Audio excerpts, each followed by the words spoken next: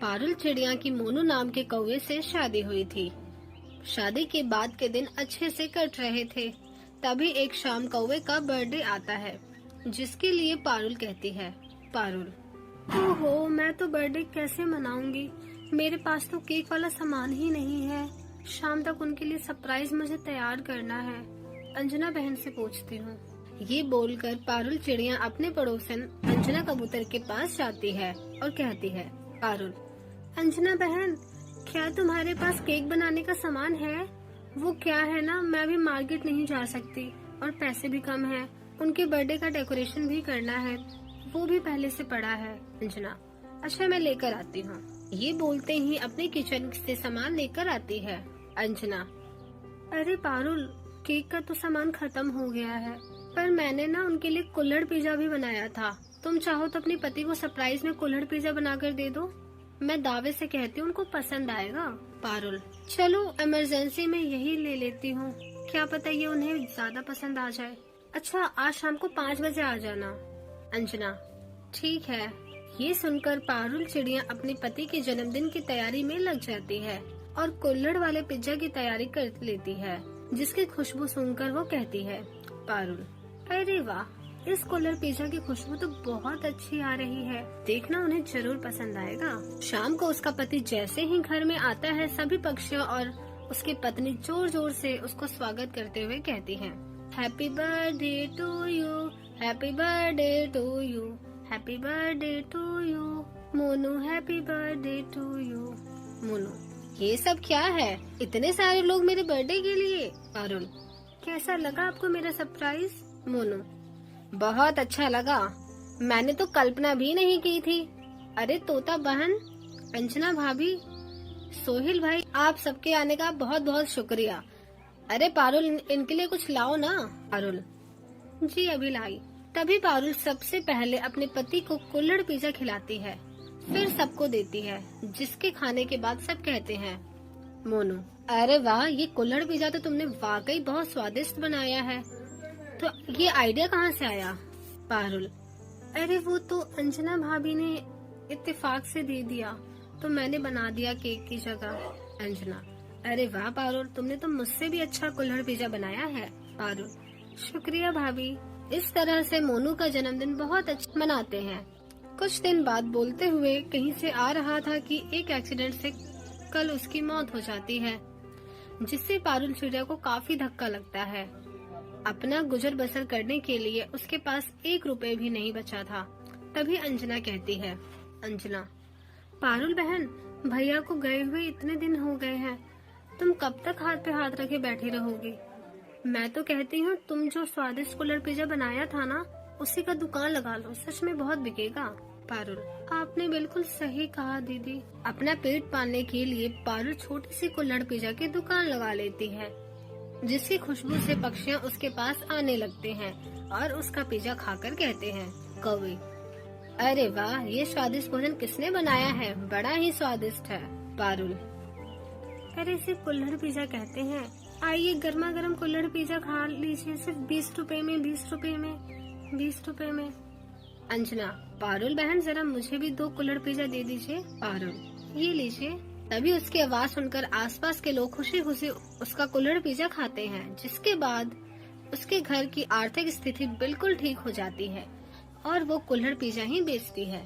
सोनल चिड़िया के साथ उसकी 2 बेटी चिंकी और मिंकी रहती थी।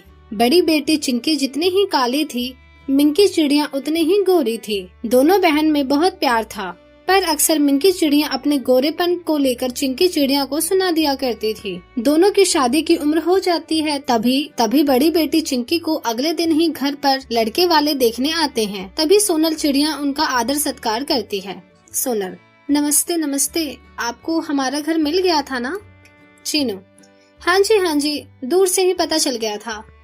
सोनल, अरे चिंकी बेटा, जरा बाहर नाश्ता लेकर आओ। तभी चिंकी चिड़िया घर नाश्ता लेकर आती है, जिसे देखकर लड़के की माँ चीनू कहती है, चीनू, अरे क्या यही लड़की है चिंकी चिड़िया जिसकी शादी आप मेरे बेटे से कराना चाहती हैं?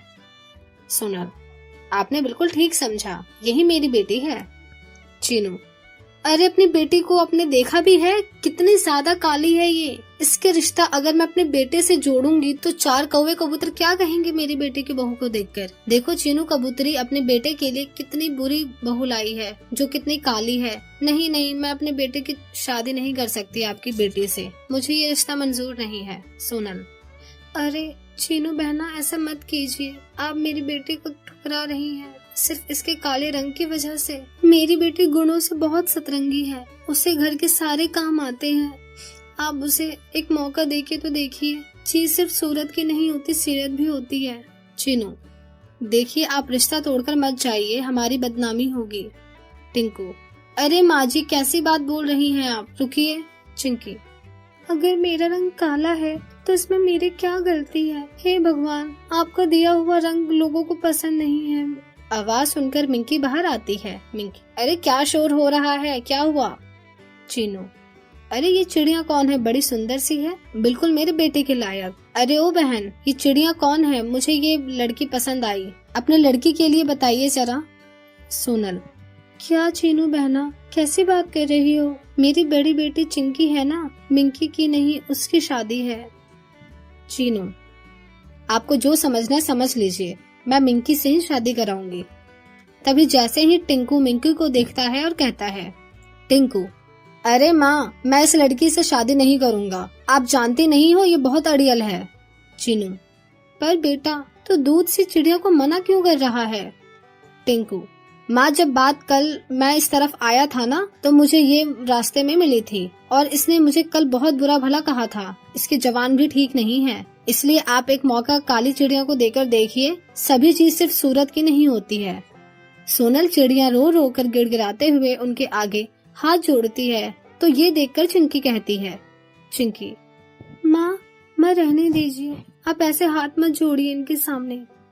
टिंकू, माँ मैं चिंकी चिड़िया से ही शादी करना चाहता हूँ, देखिए ना कितना अच्छा बोलती है, जबकि मीना चिड़िया तो बहुत बुरी है, वो अपनी बहन जैसी बिल्कुल भी नहीं है।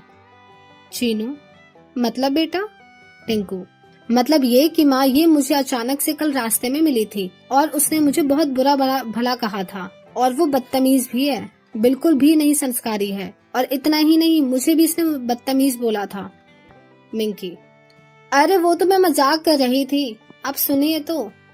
चीनू, अच्छा तो ऐसी बात है, तो अब हमें आपकी गोरी बेटी नहीं बल्कि काली बेटी चाहिए, क्योंकि मुझे प्रॉब्लम हो जाती है, तो काम करने वाली चाहिए ना कि घर का काम बिगाड़ने वाली नहीं।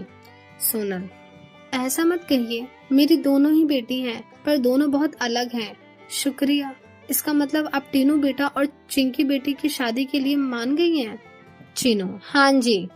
अगले दिन ही सब धूमधाम से काली चिड़िया की शादी टिंकू से करा देते हैं और सब खुशी खुशी रहने लगते हैं।